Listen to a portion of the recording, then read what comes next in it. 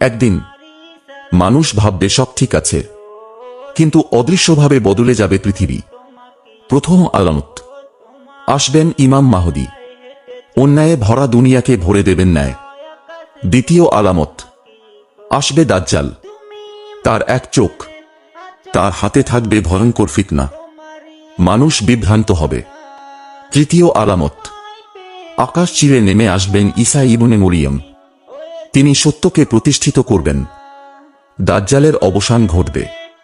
চতুর্থ আলামত, বের হবে ইয়াজুজ ও মাজুজ, তাদের ধ্বংসযজ্ঞে কেঁপে উঠবে পৃথিবী। পঞ্চম আলামত, চারদিকে ছড়িয়ে পড়বে দুখান, এক ভয়ঙ্কর ধোঁয়া, মানুষ হাঁসফাঁস করবে।